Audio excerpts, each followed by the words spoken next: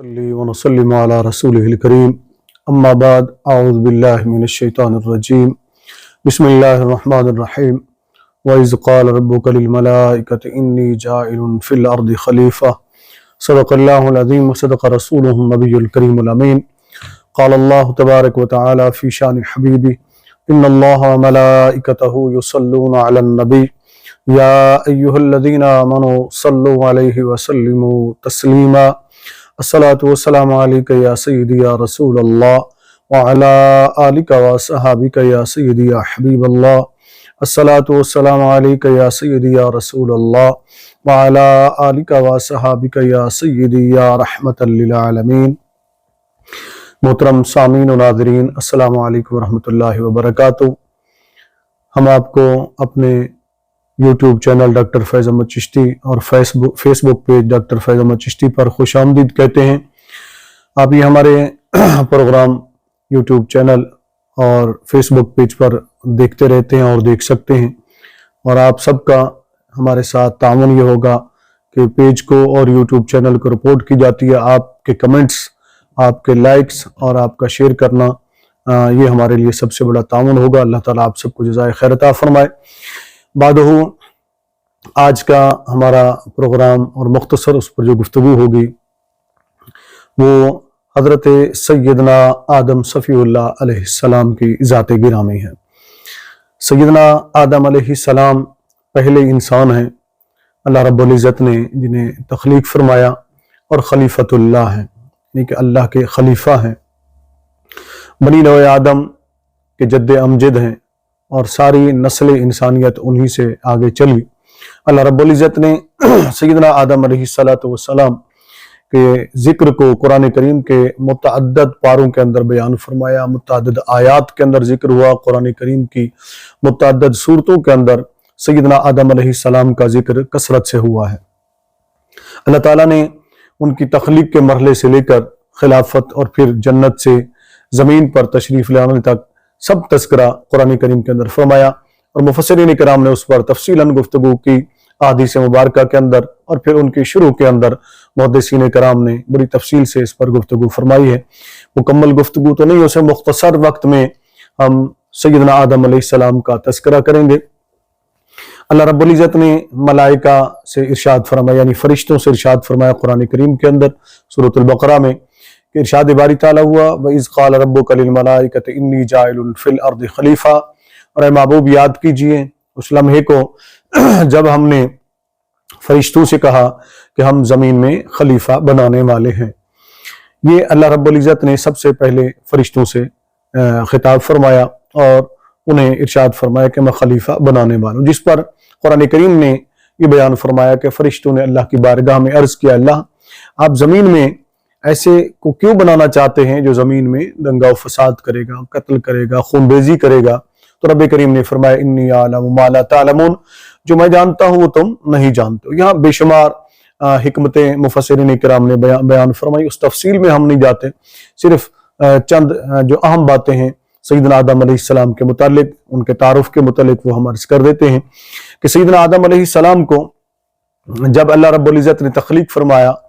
تو فرشتوں کو حکم فرمایا، پہلے جبرائیل کو پھر میکائیل کو، کہ جاؤ زمین سے مٹی لے کر آؤ۔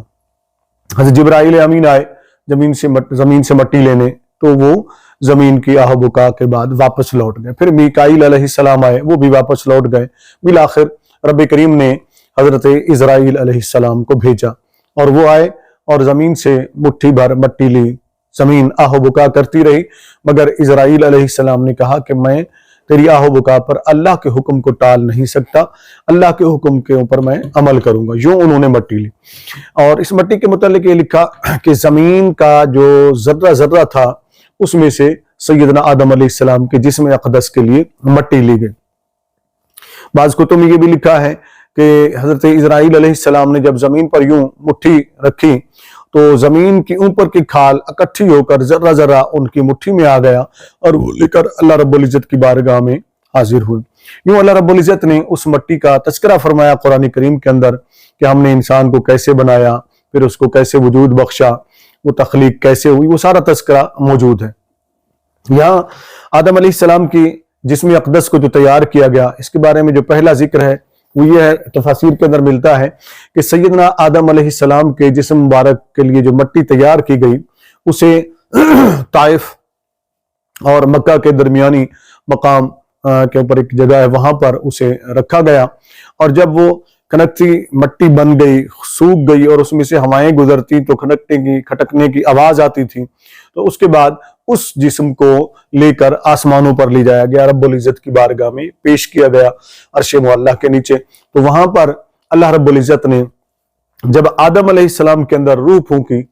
قرآن کریم کے اندر اس کا تذکرہ موجود ہے، وَنَفَخْتُ فِيهِ مِن رُوحِي، جب اس کے اندر آدم علیہ السلام نے اپنی روح پھونکی۔ یہاں روح کے متعلق بڑا دلچسپ ایک نکتہ علامہ کاشفی رحمۃ اللہ نے معارج النبوت میں، اور علامہ اسماعیل حقی نے تفسیر روح البیان کے اندر بھی بیان فرمایا، دیگر مفسرین کرام نے بھی اس کو لکھا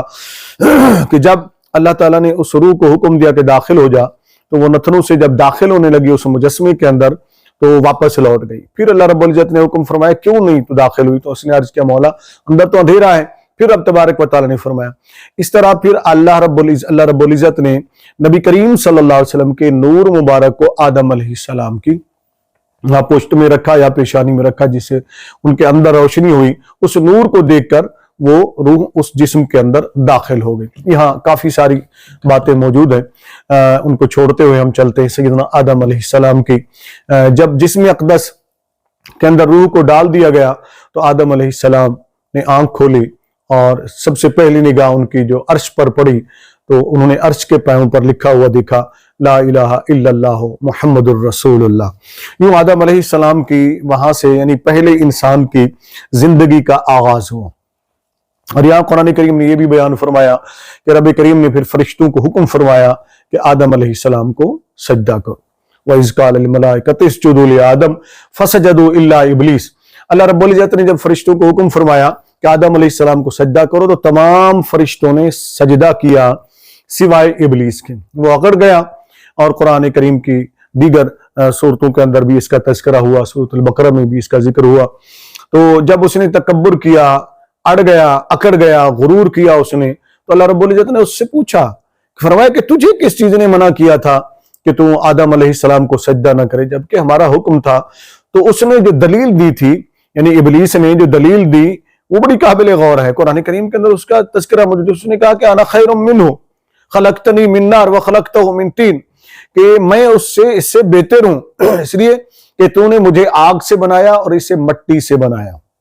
یعنی آدم علیہ السلام اس نے اللہ کے حکم کو بھی نہیں دیکھا، اور اس نے یہ بھی نہیں دیکھا کہ یہ خلیفۃ اللہ ہے، اللہ کا نبی ہے، اس کا ادب کرنا ہے، اللہ کے حکم کے مطابق احترام کرنا ہے، بلکہ وہ رعونت میں آ گیا، تکبر میں آ گیا، اور اس نے موازنہ کرنا شروع کر دیا، اور آدم علیہ السلام کے بارے میں تانا دیا کہ یہ مٹی سے ہے اور میں آگ سے ہوں۔ یعنی کل اس نے ایک نبی کے بارے میں یہ کہا، اللہ کے خلیفہ کے بارے میں یہ کہ یہ مٹی سے ہے، اور آج کچھ لوگ کہتے ہیں نبی مر کر مٹی میں مل گیا، نعوذ باللہ۔ گویا مٹی اس نے بھی کہا، مٹی یہ بھی کہتے ہیں، تو اس وجہ سے وہ مردود ٹھہرا۔ اللہ رب العزت نے اسے فرمایا فخرج فإنک الرجیم، نکل جا، تم مردود ہے، تو نے میرے حکم کو نہیں مانا اور میرے برگزیدہ بندے کا ادب نہیں کیا، اس طرح اس کو مردود ٹھہرا دیا گیا۔ پھر قرآن کریم نے اس کی تفصیل بیان فرمائی، ابلیس نے اللہ سے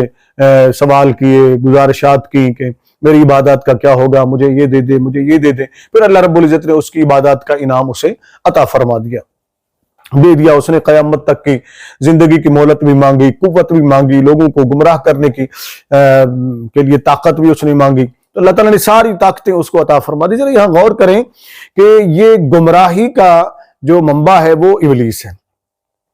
اب اس کے پاس اتنا طاقت ہے کہ وہ جہاں چاہتا ہے کہ انسان کو گمراہ کرتا ہے، ان کی رگوں کے اندر خون کی طرح یہ دوڑتا ہے، ساتھ ساتھ رہتا ہے۔ تو جب گمراہی کو اتنا طاقت ہے تو جن کو اللہ ہادی بنا کر بھیجتا ہے، ہدایت کا سرچشمہ بناتا ہے، اور انہیں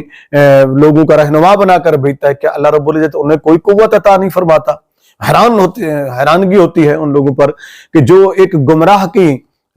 جو گمراہی کا مرکز ہے اس کی طاقت کو تو مان لیتے ہیں، لیکن جو ہدایت کے سرچشمے ہیں ان کی طاقت کو اور ان کے اختیارات کو ماننے کے لیے تیار نہیں ہوتے ہیں۔ اللہ رب العزت ایسے لوگوں کو ہدایت عطا فرمائے۔ یوں آدم علیہ السلام کو جب سب فرشتوں نے سجدہ کیا، انسان مسجود الملائکہ بنا، اللہ نے انسان کو بڑی عظمت عطا فرمائی، بڑی عزت عطا فرمائی۔ پھر آدم علیہ السلام اس کے بعد جنت میں رہنے لگے، وہاں کچھ عرصے کے بعد انہیں تنہائی محسوس ہونے لگی، تو اللہ رب العزت کی بارگاہ میں پھر انہوں نے عرض کیا، مولا میرا کوئی ساتھی ہونا چاہیے، میرا کوئی ہم جنس ہونا چاہیے،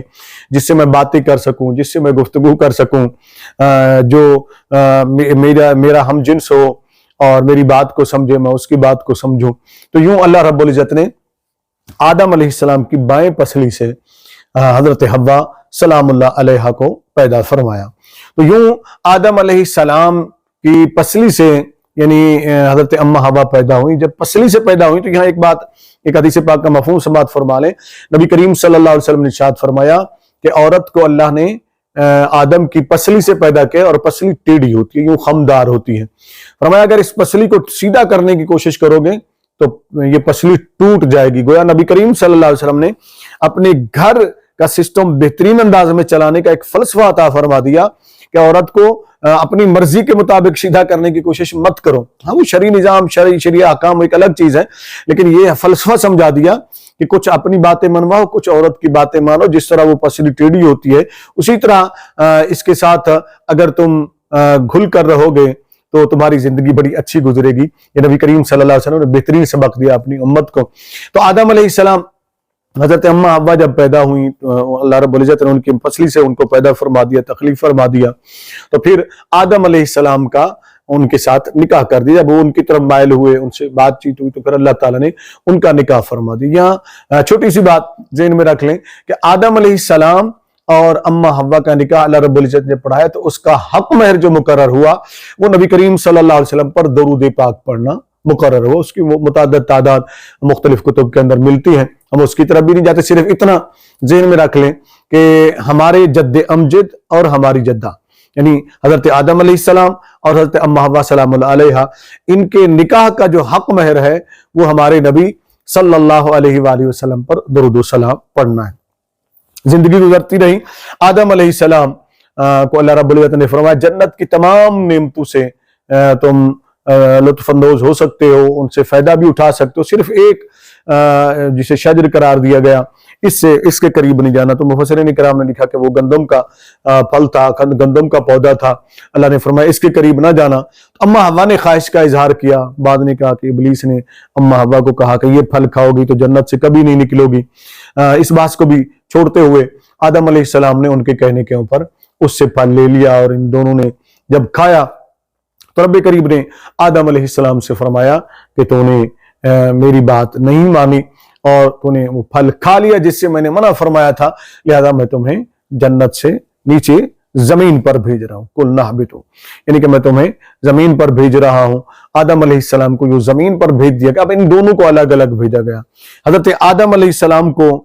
سری لنکا کے اندر ایک مقام ہے سرندیپ، وہاں ان کے پہاڑوں پر اتارا گیا۔ حضرت حوا کو جو ہے نا وہ جدہ میں اتارا گیا، آج بھی ان کا مزار وہاں جدہ کے قبرستان میں موجود ہے۔ حضرت حوا سلام اللہ علیہ کا یہ فقیر زیارت کر کے آیا ہے، وہاں اندر گیا، کافی طویل ان کا مزار قبر مبارک ہے، تو وہاں زیارت کی، دعا بھی کی۔ تو حضرت آدم علیہ السلام جو ہے وہ سرندیپ میں اترے، کافی عرصے تک وہ روتے رہے، یہاں تک لکھا ہے علامہ کاشفی نے معرج النبوت میں، امام اسماعیل حقی نے روح المعانی میں، اور دیگر ائمہ نے اس کو لکھا کہ آدم علیہ السلام کافی عرصے تک روتے رہے۔ اچھا، یہاں اس سے قبل ایک بات اور میں عرض کر دوں کہ جب آدم علیہ السلام کو سجدے کا حکم دیا گیا تو اس پر امام فخر الدین رازی رحمۃ اللہ تعالیٰ نے تفسیر کبیر کے اندر لکھا، اور علامہ اسماعیل حقی نے لکھا ہے تفسیر البیان کے اندر،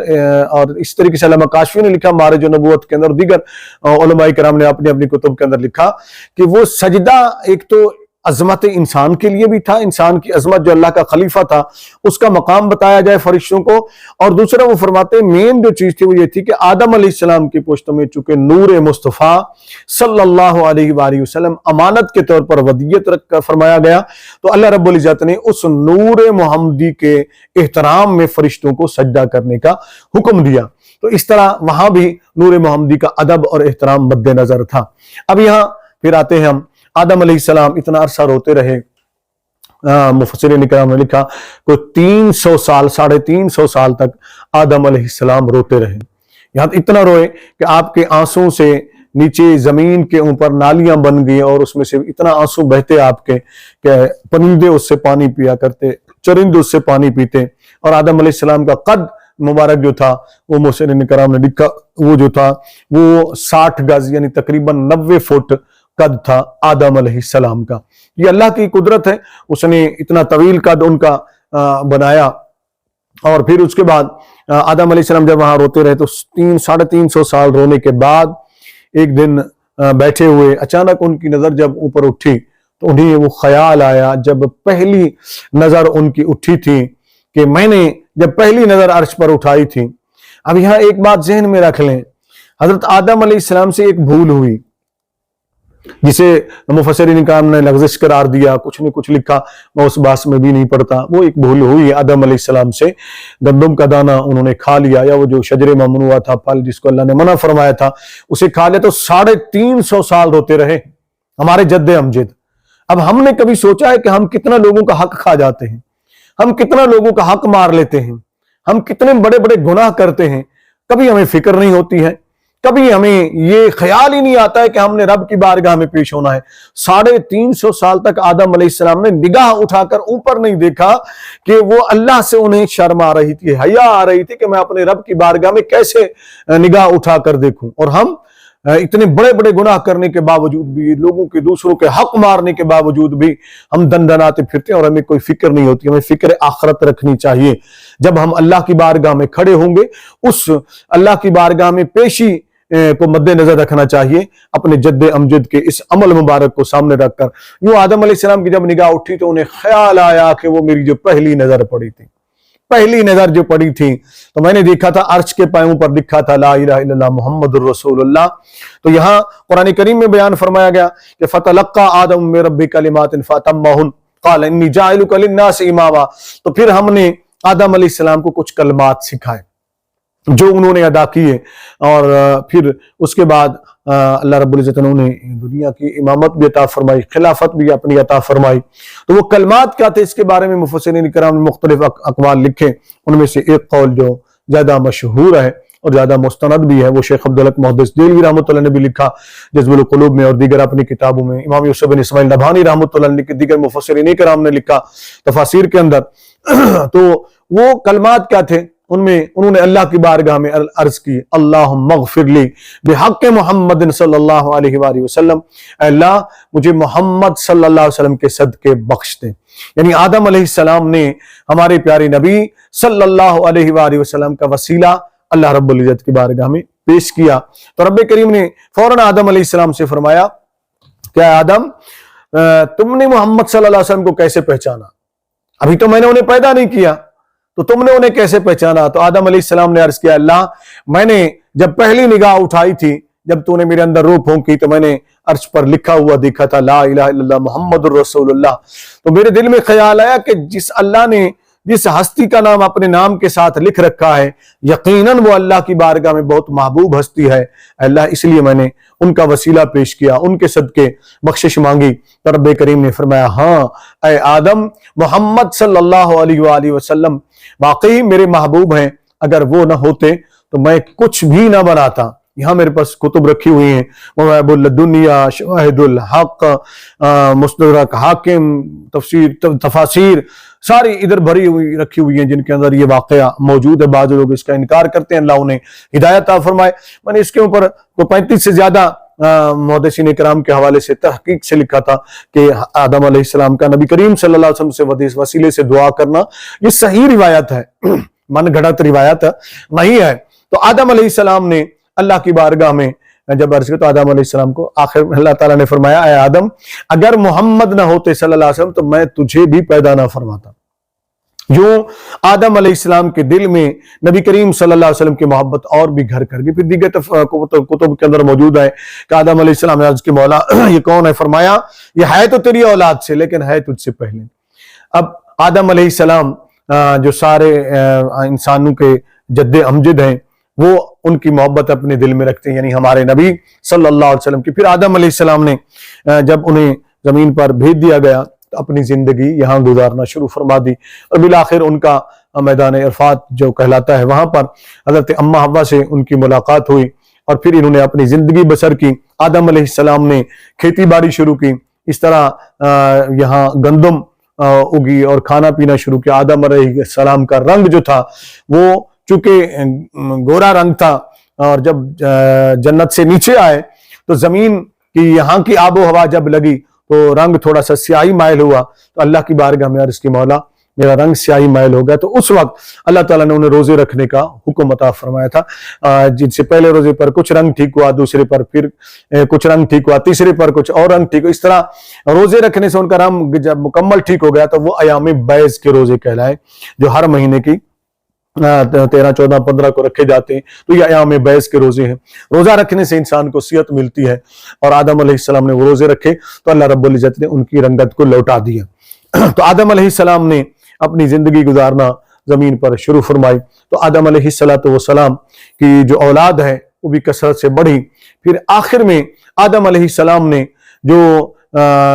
اپنی آخری وصیت فرمائی اپنے بیٹے حضرت شیس علیہ السلام کو، آخر میں آپ کو وہ سنا دیتا ہوں۔ سیدنا آدم علیہ السلام نے حضرت شیس علیہ السلام کو فرمایا کہ سنو، وہ اکثر یہ تذکرہ کرتے تھے، آدم علیہ السلام اپنا اکثر ذکر فرماتے تھے، یعنی اپنی اولاد ساری کو بلا کر اپنے وہ محبوب کا ذکر فرماتے تھے، آؤ میں تمہیں اپنے محبوب کا ذکر سناؤں۔ تو جب سب کے سامنے ذکر کرتے، ہمارے نبی صلی اللہ علیہ وآلہ وسلم کی صفات کو بیان فرماتے جو اللہ رب العزت نے انہیں بتائی تھیں